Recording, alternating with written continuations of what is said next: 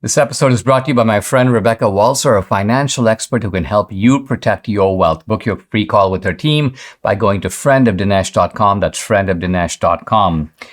Coming up, I'll argue that the FBI's insistence on hiding the name of the FBI whistleblower seems to suggest we have a mafia don in the White House. I'll highlight the Biden regime's complicity in the blowing up of the Nord Stream pipeline.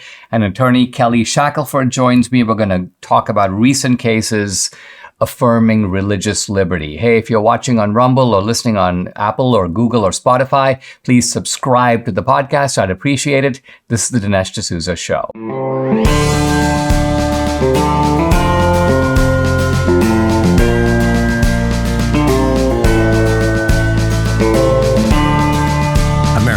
Needs this voice. The times are crazy. In a time of confusion, division, and lies, we need a brave voice of reason, understanding, and truth.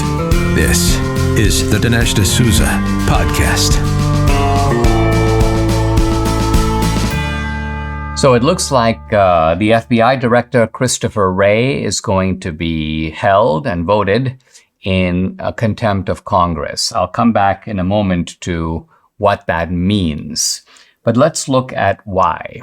The House Oversight Committee is looking for a document that ties the Biden family to a huge international bribery racket, a bribe that involves over $5 million that is supposedly from a single country, and there's a lot more around that. So this is corruption on the grand scale, and the FBI knows about it, and the FBI appears to be hiding it.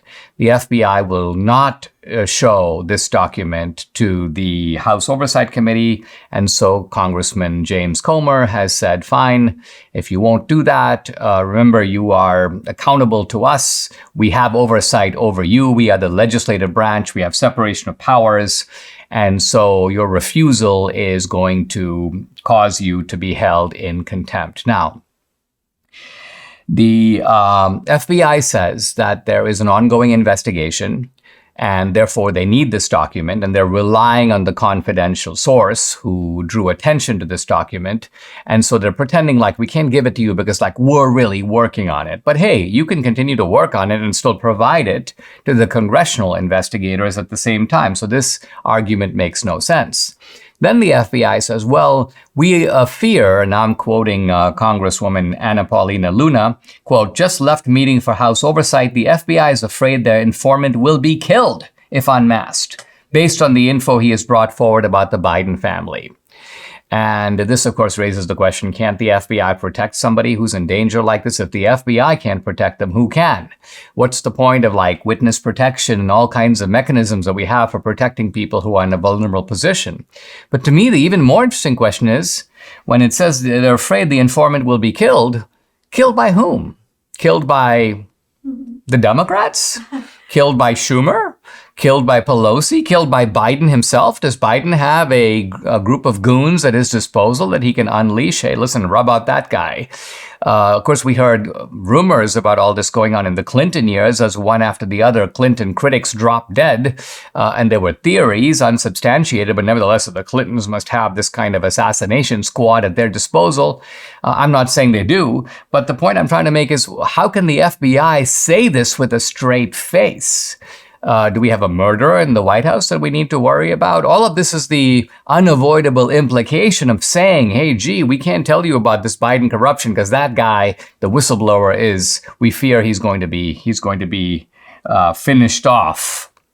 Now, Congressman Raskin, the Democrat, and a number of media outlets, including the Washington Post, have said, wait a minute, this is all a lot of ado about nothing because this investigation has already occurred and it is now closed. The FBI found there was nothing there. And this is, in fact, factually untrue. In fact, of all people, it was the former Attorney General Bill Barr who came out and said, no, it's not closed. We actually took this investigation, which is open, and we referred it to the FBI in Delaware to look into it. And so the idea that this was a done deal, this was a settled investigation, it turns out that there may have been little smoke, but there was no fire. This turns out not to be factual at all. So the Democrats here with their media allies are covering for Biden. And this is really the familiar triangle, isn't it? Debbie and I were talking about this triangle, and it's a triangle with the police agencies of government. That's one point of the triangle. Then you have the Democrats, and then you have the media. And the three work in coordinated fashion. Let's remember they worked in coordination to try to frame Trump. They've worked in coordination to promote digital censorship. They're now working in coordination to protect the corruption of the Biden family. So I know that there are conservatives who go, so what? Well, they're going to hold Ray in contempt of Congress, but does that mean the guy's going to have to step down? Does that mean he's going to have to go to jail? No, it doesn't mean that, but here's what it does mean.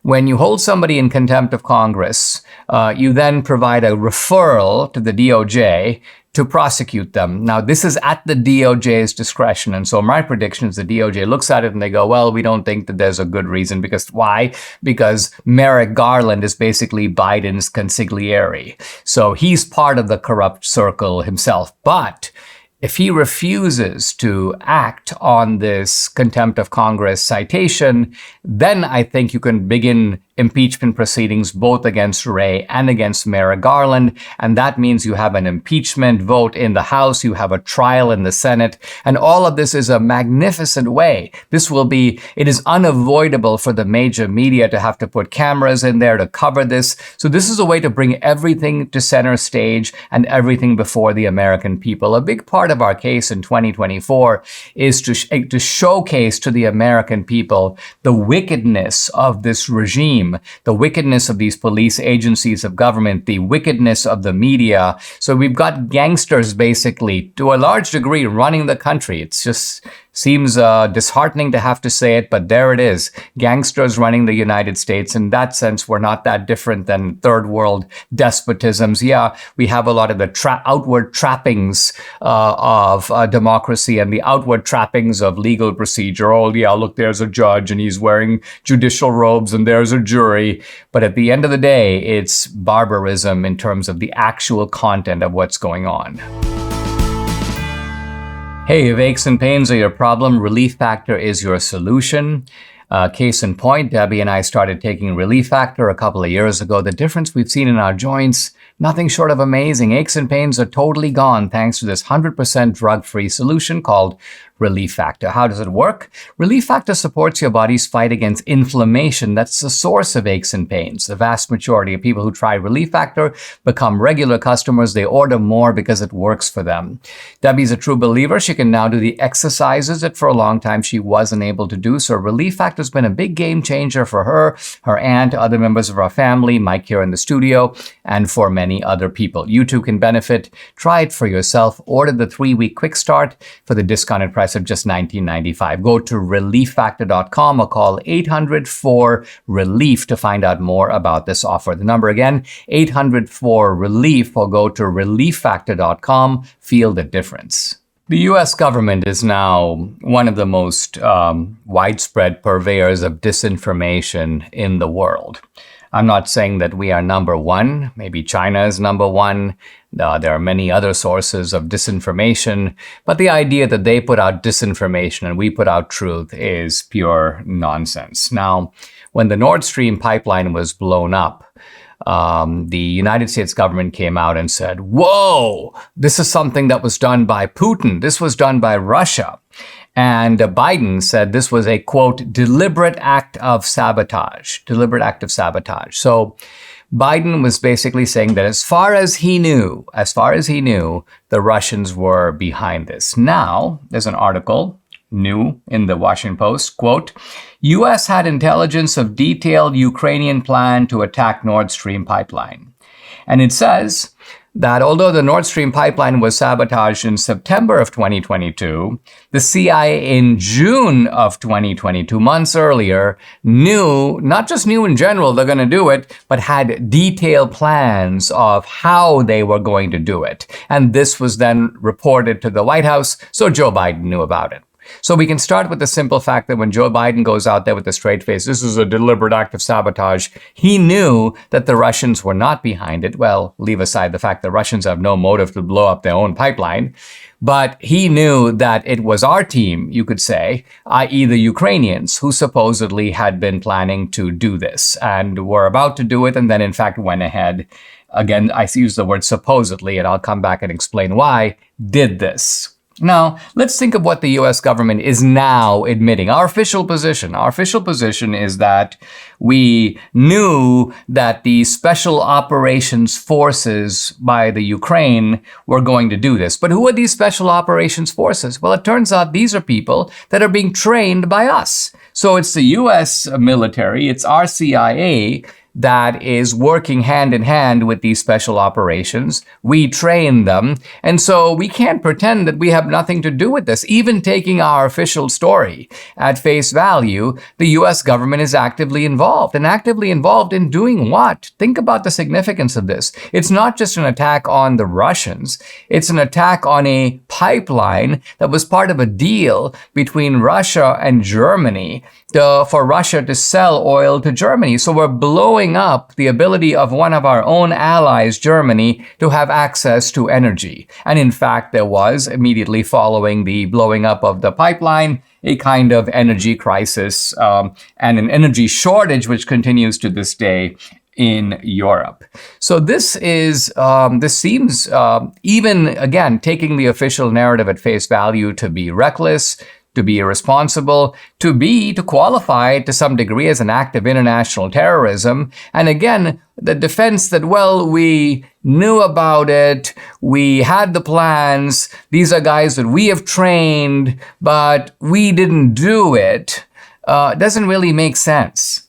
There's a preposterous line here in the Washington Post article, and that is the White House declined to comment on a detailed set of questions, quote, including whether U.S. officials tried to stop the mission from proceeding. So they're not saying we tried to, and they're not saying we didn't. This kind of coyness, and think about it. This article is based upon a straight out leak from the intelligence agencies to the Washington Post. The Washington Post guy is like a typist. He's a stenographer. He's getting dictation from these agencies. This is what the article is. So what we're getting here under the guise of media is straight out U.S. government propaganda. But you know what's the biggest propaganda of all? I don't even think that any of what I just told you is even true. And what I mean by that is the idea that the Ukrainians, think about this, you have a country that is really thousands of miles away. The idea, it's a 10,000 mile journey from Ukraine to the site where the Nord Stream pipeline was sabotaged. Are you telling me that the Ukrainian Navy was able to, undetected, send these commandos and sail without anyone's knowledge, 10,000 miles round trip, blew up the Nord Stream pipeline with their own Navy SEALs? Well, guess what? The Ukrainians don't have any Navy SEALs. And guess what? The Ukraine doesn't have a Navy. So there's no way they could have done this. My point is that the United States, I think, is behind this. We're trying to blame it on the Ukrainians. They're the ones who were invaded. They're the ones who had to fight back. But the truth of it is, even the official narrative, even the correction to the official narrative that's being put out today doesn't make any sense at all. I think it may be time for us to clear out all the old towels in our house. You know, when it comes to towels, nothing compares to the new MyPillow towels. Mike Lindell has really hit a home run with his towels. Imagine having towels that actually work. The new MyPillow towels are soft to the touch without the lotiony feel. They have proprietary technology which makes them highly absorbent. Other towels feel good but don't absorb.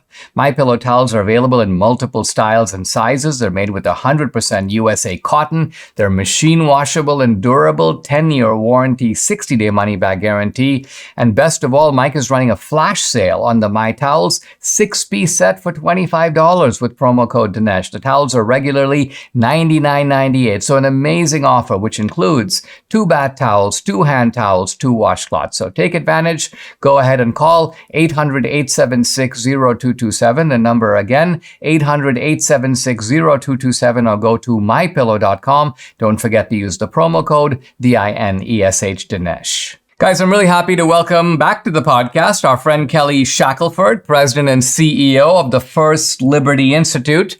Kelly is a constitutional scholar. He's argued multiple cases before the Supreme Court, testified before the U.S. House and Senate. He's won numerous landmark First Amendment and religious liberty cases. The website, by the way, firstliberty.org. Kelly, welcome back to the podcast. Good to have you. We were talking just a moment ago about the fact that we're waiting for the Supreme Court to come out with a big decision in a case involving a postal worker. Tell us the facts of the case and what the stakes are. Yeah, it's one of those sleeper cases that a lot of people aren't paying attention to. Gerald Groff was on the mission field for many years and then came back, and he had a strong belief that he was not allowed to work on the Sabbath. And so he looked for a job where he wouldn't have to work on Sundays. And Postal Service was a great idea. And then all of a sudden they started adding Amazon deliveries on Sunday, and they wanted him to work on Sunday. He said he couldn't. And, he appealed to a federal law. There's a federal law that protects everybody's religious freedom in the workplace. And in fact, it requires the employers to accommodate their religious beliefs if you can do so. And they could, but the Postal Service decided that they would stop doing that. And so that's where the lawsuit started. So most people look at this and they think, Sabbath cases. I know there's some certain religions that have, 7-day Adventists maybe, and Orthodox Jews, but it's actually big because it's bringing up a precedent that's 46 years old, where 46 years ago, the Supreme Court really essentially redrafted the statute and redefined words in a way that is just totally violates common sense. It's obvious it was not truthful. And all of the justices realize this now. And so it's pretty clear that is going to change. And so what's going to happen is when this decision comes down, most likely, there's going to be a restoration of protection for religious freedom in the workplace. It's just nobody's sure how far they're going to go, but it's clear they're going to go in the direction of more protection because this old decision was just false and it was misreading the statute on purpose. And for you and me, what we originally, think about, we think Sabbath, but it's bigger because think of all the woke corporations who are punishing people of faith because they won't go along with their new program, essentially religion. This is going to add protection to all those people around the country now. They're going to have more protection to say, look, you can have your religion however you want, but you can't violate my faith and my ability to live out my faith. And so this Gerald Groff case is, I think, a really important case to watch. We felt like the oral argument went really well as a couple of months ago, and the decision will have to be out by the end of June. So it's one to keep your eyes on for sure. Kelly, this is all very good news and fascinating. I've noticed that in some recent cases, the court, instead of the very predictable 5-4 or 6-3 decisions, has been going 8-1, 9-0, which is to say that, even Sotomayor, even Kagan are voting with the conservatives. That was certainly true very recently of the decision that came out involving unions and the condoning of violence. Do you think that on the religious liberty front, we are beginning to see something that is not just a court majority, but something approaching a court unanimity? I don't know. I mean, I think what people don't realize, Dinesh, is that most of the court's opinions will come out maybe 9-0 or 8-1, or because they're not those really hot button issues. It's the handful of hot button issues cases that tend to divide the court. And for instance, in this case, this might seem a little counterproductive, but I think you'll understand when I explain it. If I get a 9-0 or 8-1 opinion in our Groff case, I'm going to be disappointed because that means that it was watered down to make everybody happy. I would rather have a really solid protective of religious freedom decision that might end up being 6-3 or 5-4 because it's actually going to provide more protection. So I do think in these, and we're going to see that, you're going to see it in the affirmative action case that comes down. You're going to see it in the case on the authority of legislatures in these elections, the Moore case. So there's some of these big cases that come down. I would predict those are going to be more 6-3 or 5-4. But I do think, people don't realize there is a lot of unanimity on the court in following the law. It's just people focus on the hot button cases. Well, you just made an important point I do want to highlight, and that is that sometimes if you're trying to get everyone on board, they begin to bargain with you and they say, well, let's limit this decision just to this case or to cases that exactly resemble this case. We don't want a broad religious liberty decision that might cut into cases involving diversity, equity, and inclusion or the trans issue. So you're saying it might actually be helpful if the court majority holds firm on those things and drafts a broadly worded decision. Let's take a pause. When we come back, more with Kelly Shackelford, President and CEO of First Liberty Institute. Debbie and I started eating better this year. We've lost weight, but foods we can't seem to eat enough of, and it's a requirement, are veggies and fiber. Now, what better way to get all your fruits and veggies plus fiber than with Balance of Nature? Here's the Balance of Nature Fiber and Spice. It's a proprietary blend of 12 spices for digestive health. The intense flavors and deep colors of spices are the most condensed whole food source of phytonutrition available. It's recommended to be paired with this, the star product, fruits and veggies in a capsule. So easy. Select the whole health system for the best price. Start your journey to better health right now. Take advantage of Balance of Nature's great offer, $25 off plus free fiber and spice with your first preferred order of fruits and veggies when you use discount code AMERICA. The offer can end at any time, so act now. Call 800-246-8751. That's 800-246-8751 or go to balanceofnature.com. Use discount code AMERICA. I'm back with Kelly Shackelford, President and CEO of First Liberty Institute. We're talking about religious freedom. The website, by the way, firstliberty.org. And Kelly, you were telling me that that most of us are familiar with the decision involving Coach Kennedy. That was a win for religious freedom, but it was perhaps a bigger win than many people realize. Can you spell out why that was such a landmark decision with kind of a wide ripple effect? Yeah, I mean, most people know Coach Kennedy was the coach who, after the game, went to the center of the field and went to a knee and gave a 20 or 30-second prayer thanking God for the privilege of coaching those young men, and that he was ordered not to do that again. And he was, in fact, fired when he went to a knee. And most people know he won after 7 years of litigation, we finally got to the Supreme Court. He lost every step of the way. He lived in the Ninth Circuit, God bless him. And we won at the Supreme Court, and he is back on the team. He's a coach. And this fall, he will go to a knee, and there'll probably be 1,000 TV cameras there as he goes to a knee and says a prayer. That's what most people know. But what they don't know is what was in the decision. And that is, there's a case called Lemon. And this goes back, it's the same court that it was 1971, same court essentially that gave us Roe v. Wade. We have an establishment clause because our founders didn't want us to ever establish a national church that, we would all have to support, because that would take away from religious freedom. But in 71, in this Lemon case, they said, no, we think it means a lot more than that.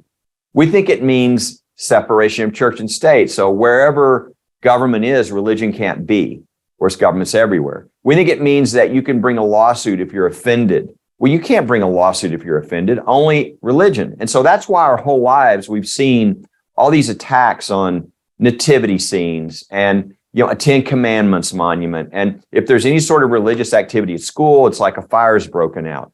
Why? Because any of those things are in the Constitution? No, because of this Lemon case. It's been cited over 7,000 times in the last 50 years and has created all this sort of hostility to religion and religious expression in public. And so, 4 years ago, we actually had a case, I don't know if you remember this, it was the Bladensburg Cross. It was a memorial that had been put up almost 100 years by moms who lost their sons in World War I. And there was a lawsuit by the American Humanists, and sure enough, at the Federal Court of Appeals, 2 Obama judges and a Clinton judge, it was 2-1. We lost, and they said it was unconstitutional. One of the judges said, why don't we just cut the arms off the cross? That way nobody will be offended, and we won't have to tear it down. So we went to the Supreme Court, but by now, Kavanaugh was new on the court and Gorsuch. And we thought, we're not only going to go for protecting this memorial, I think it's time to go after Lemon. And so we did. And we won the case 7-2, but 5-4, 5 of the justices refused to follow Lemon for the first time. And it was really a sort of a crack in the armor. But I told our staff, it's going to take us maybe 10 or 15 years to get this thing drug into all the other areas like schools and everything else and stop lemon. And 3 years later, there we were with Coach Kennedy at the Supreme Court. And we were like, there's never been a case at the Supreme Court on the rights of either teachers or coaches and their faith at school. So if we go for the get rid of lemon grand slam, it might lose our case because we're too aggressive. So we didn't push that argument. Midway through the oral argument, out of nowhere, all of a sudden, Kavanaugh and Gorsuch start saying, I think it's time we get rid of lemon. And we're just standing there shocked. I mean, our eyes are as big as silver dollars. Can't believe that this discussion is going. And surely enough, in the opinion, just right at the beginning, they say lemon is gone. Lemon's over. I mean, that is 50 years, 7,000 citations. Best way I can describe this is, one of my guys came in the office and one of my more aggressive attorneys and said, I need $20 million. And I said, what do you mean you need $20 million? He said, we've got to go into every community, open every one of these cases. So everywhere that crosses went down, they come back up now. Everywhere that 10 commandments are in the closet, they come back out. Everywhere that prayer was taken out, it comes back in. And I said, no, I'm with you. But this is not us taking back the country. People now in their own communities can take back their country. We've already won. They just need to know that they now have the freedom that they didn't know they have now to bring all these things back, to restore faith in America across the landscape. And so I see it, Dinesh, as almost the opposite of like Antifa tearing down statues. This is putting it back up of who we are. And it's a major shift. It's a 50-year shift in the law. It's in favor of religious freedom and religious expression in public. The limit is the government can never coerce anybody with regard to religion. But this idea that they have to shut down all religious activity is over. And so the things that people have been trained for 50 years that they can't do, like have a nativity scene or have a prayer at the school board meeting that's all over. That's all protected now, and people just don't know it. So it's just it's the opposite. We're always on defense. This is offense. We've already won. It's just a matter of people in their own communities taking their communities back. I mean, wasn't the key to lemon, Kelly, the idea that you could only have a religious event or symbol or display if it had a secular purpose? I mean, how crazy is that? So Yes. if you put up Moses, you can talk about the impact of Moses on Western civilization, but you couldn't talk about the Ten Commandments because that's, quote, religious. And what you're saying is that bedrock structure, which has been around for 50 years, has now been capsized. In some ways, it's, I think, just as significant as the overturning of Roe, a bad decision with polluting effects throughout the law that has now been happily uprooted. Let's take a pause. Yes. When we come back, our final segment with Kelly Shackelford. Debbie and I had a New Year's resolution to lose weight. We had both concluded we were becoming something of porkers.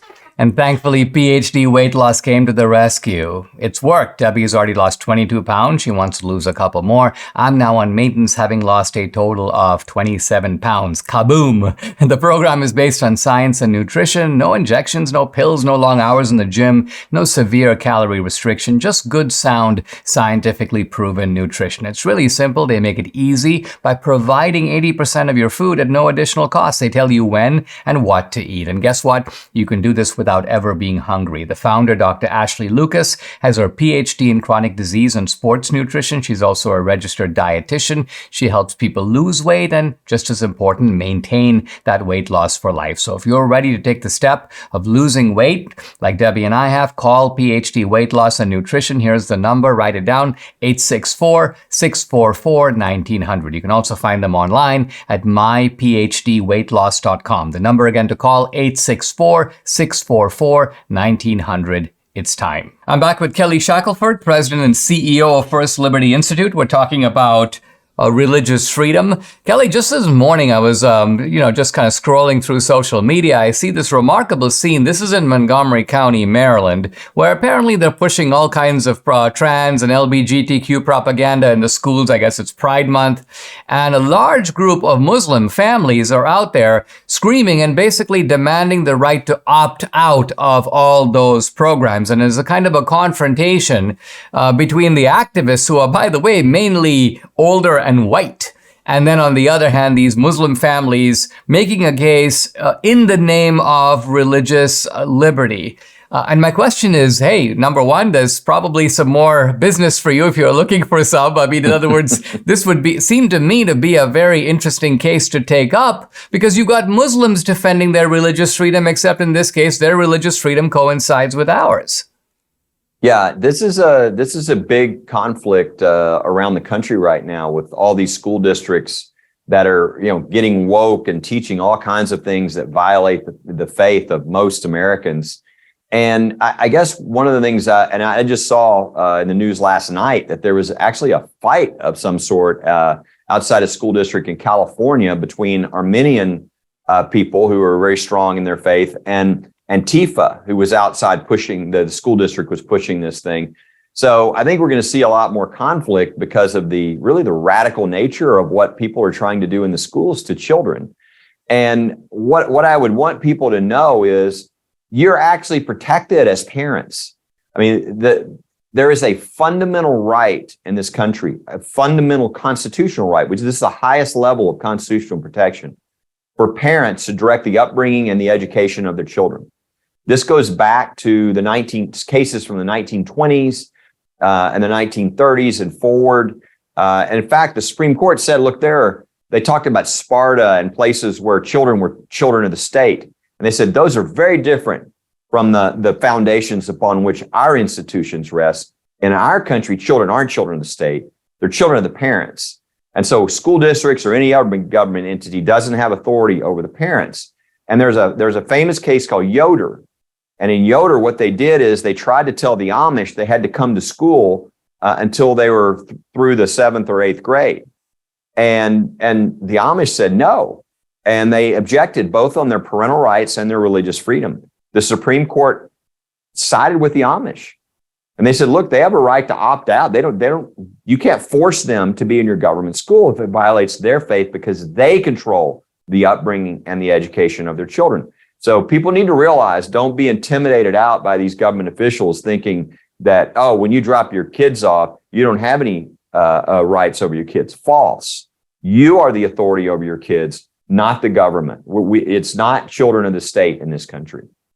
Well, this is actually very reassuring, because I vaguely remember the Wisconsin versus Yoder, if I remember, Yes. from Yes. my college days a long time ago. But you're saying that is still settled law in the country, and that you hear a lot of rhetoric here about, keep your hands off our children and so on. But the people who are saying that are speaking of children in a collective sense, as if the children belong to the state, our children. Yes. In almost every case, it's not their kids. In fact, their kids. The parents are the ones who are protecting their own children from this kind of an assault. Now, you mentioned the Armenians, I guess, engaged in this scuffle. Now, if you ask the Armenians, they probably wouldn't immediately see this as a religious fight. They would probably see it as cultural, or they're traditional people, or this is the way that they've always been. But isn't it a fact that most of these cultures evolved around religious lines? In other words,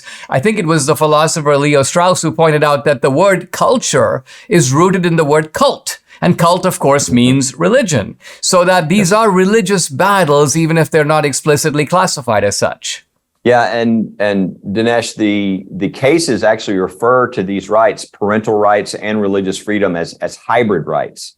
So they're almost stronger. They're almost combining two fundamental constitutional rights, because it's rare. There are instances where people are exercising their parental rights and it has nothing to do with their faith or their beliefs, but that's rare. Most people, that their beliefs about raising their children and these big moral issues with their children come out of their faith perspective as well. So it's almost always that combination, and it's a very powerful protection.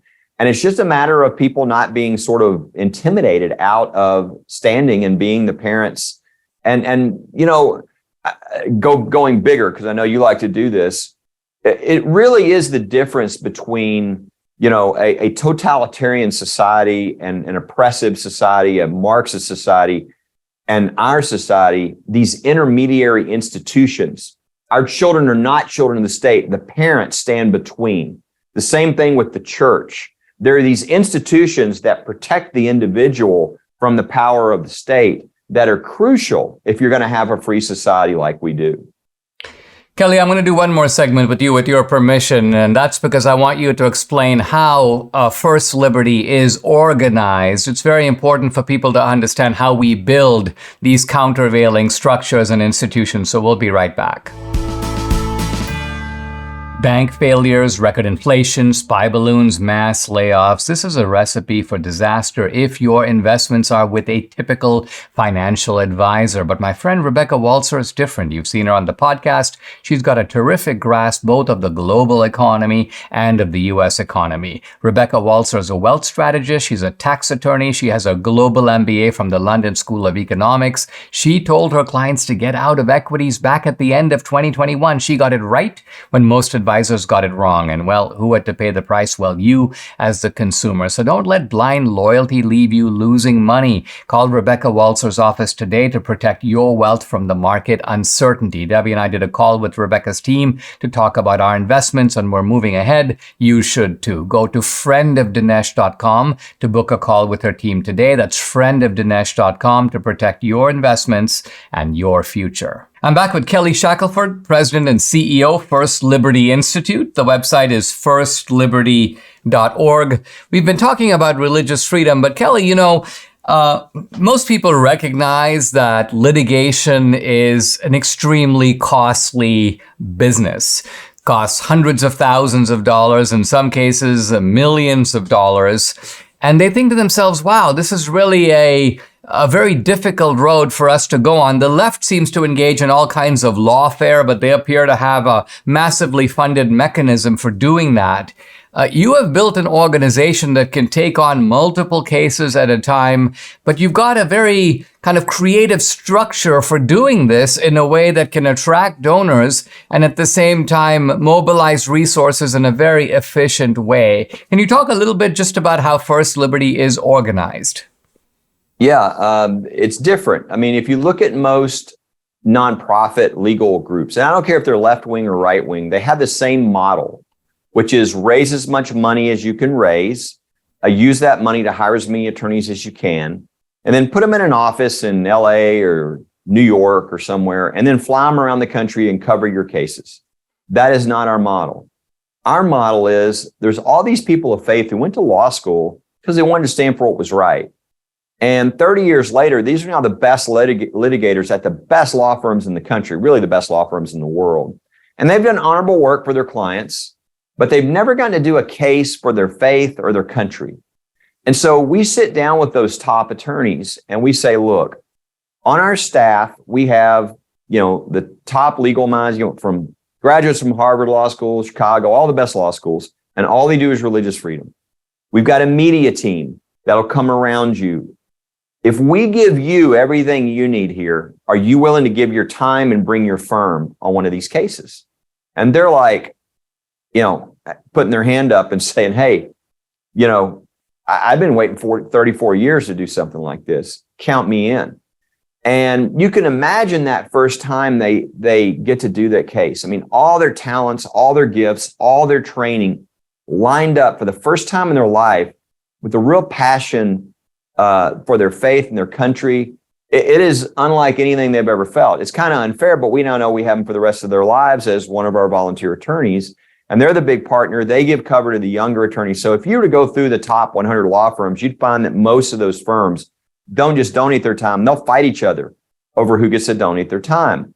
And my goal in this, like you said, was to have more ability to do more. So like last year, we had 621 legal matters. And our cases seem to grow every year. But the only reason we can do that is because this model. On the average case, for every $100,000 we spend, we get $600,000 donated in time.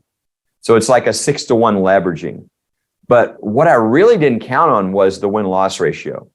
And that is, if you watch the nonprofit legal world, they are created to fight like big problems, industry, government, something. If they win 40% of their cases, they're actually really good because they're really making an impact.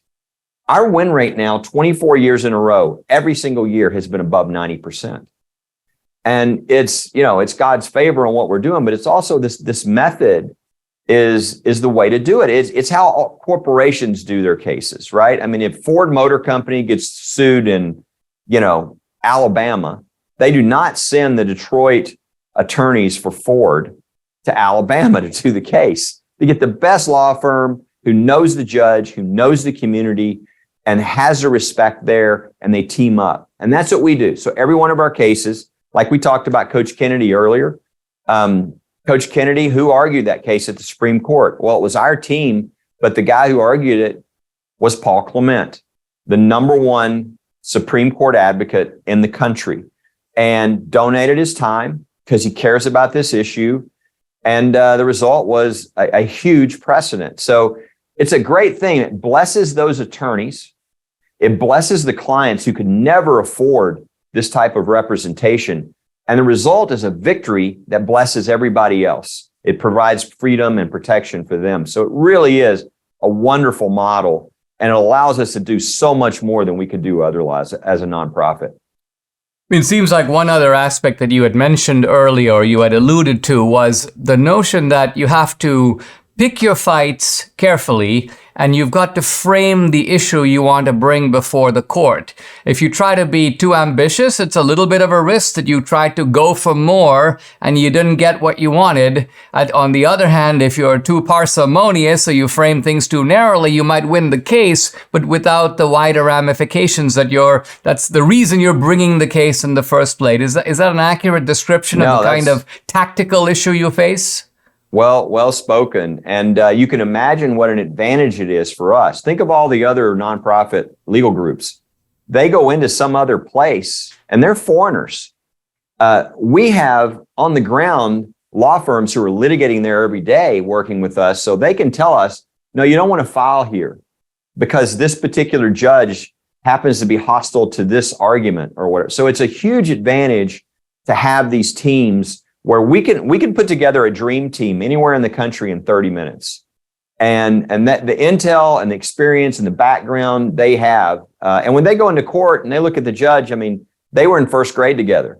They lost a tooth together in first grade. So that's a huge advantage tactically to know where to file, where not to file, when to file, what arguments to make, how far you can go. And we always look not only at where we're starting, but where are we going to end up? Because we can lose below with judges who are going to do the wrong thing as long as we're going to win the precedent where we're going to end up on appeal. And you can't count on the Supreme Court because they only take, less than 1% of the cases that are sent up to them. And so you've got to count on that place right below that, which will be your final resting place unless the Supreme Court takes your case. Very smart. Kelly Shackelford, thanks so much for joining me, guys. The website, firstliberty.org.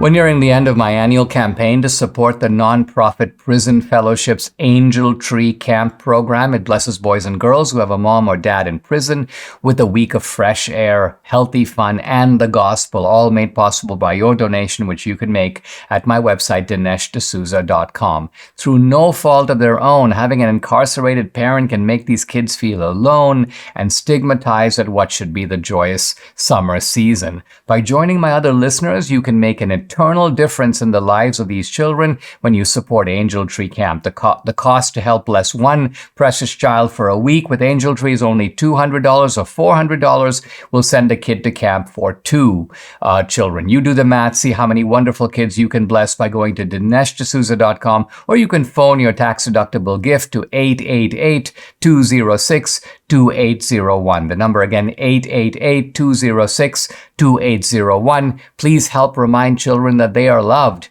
Let's make this summer the best season ever for as many kids as possible with your gift today at DineshD'Souza.com. Just click on the Angel Tree Camp banner. I'm talking about the motives for religious unbelief, for skepticism. And I want to go all the way back to ancient Greece. And in doing this, I'm relying on an interesting book written by, well, a friend of mine, a professor of moral philosophy. His name is Benjamin Weicker. His book is called Moral Darwinism. And he begins the book not with a discussion of Darwin, but of the ancient materialists.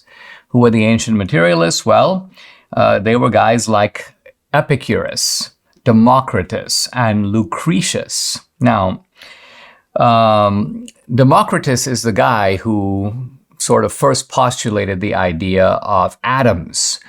Democritus had no evidence for this, but he sort of made it up. But he said at the smallest level, I think everything is a small particle. And these small particles are all that exist in the universe. Now, leave aside the rather interesting, I would say, coincidence that Democritus proved to some degree to be right. But Democritus's point was that there is nothing other than these atoms. He was a materialist in that fundamental sense. And so were Epicurus and Lucretius. Now, what's interesting is that when you probe why they found this materialist philosophy so interesting, they fess up. And they fess up and say, in effect, we don't have proof of any of this, but the reason we like is it gets rid of the gods. Wow.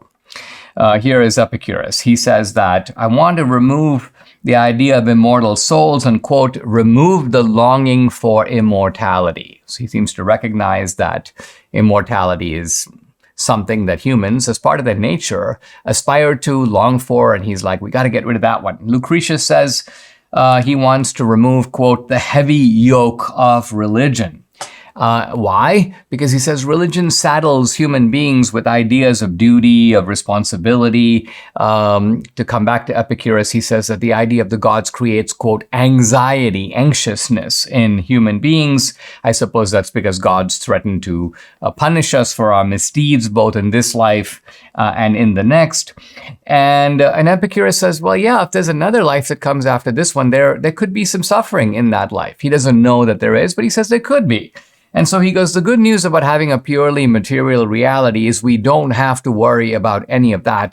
We can focus kind of on pleasure in this life. Now, when we say the word pleasure and the English word Epicureanism sort of means the pleasure-loving life, and we might think that Epicurus was some kind of a wild hedonist, crazy parties, drinking, orgies. But no, Epicurus, in fact, wasn't like that at all. He was what we would call a little bit of a hermit. Why? Because Epicurus said, look, there is pleasure and then there is pain.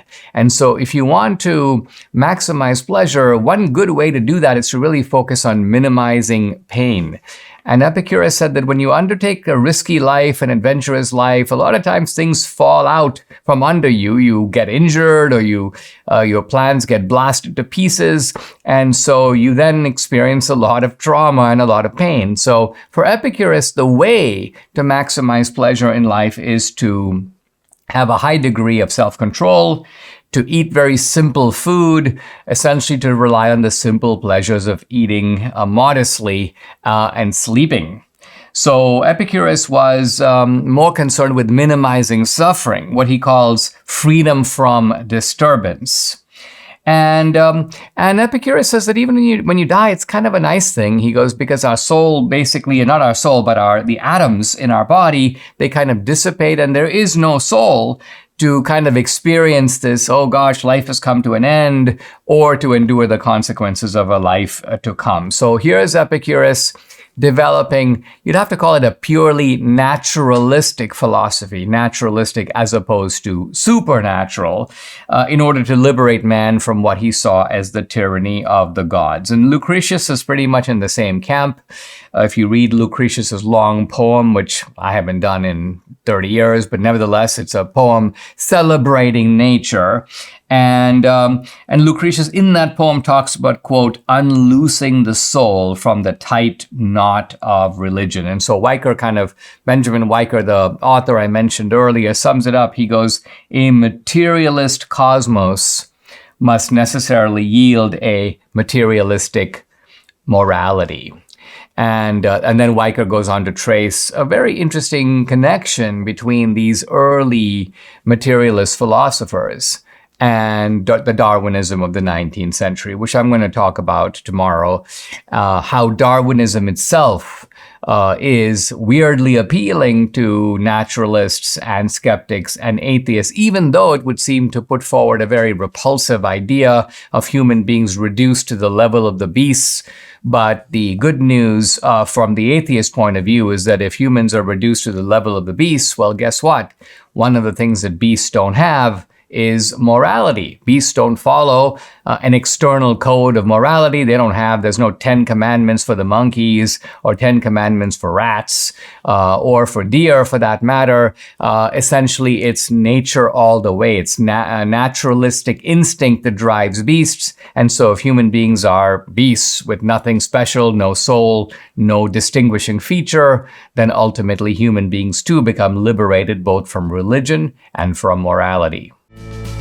Subscribe to the Dinesh D'Souza podcast on Apple, Google, and Spotify, or watch on Rumble, YouTube, and SalemNow.com.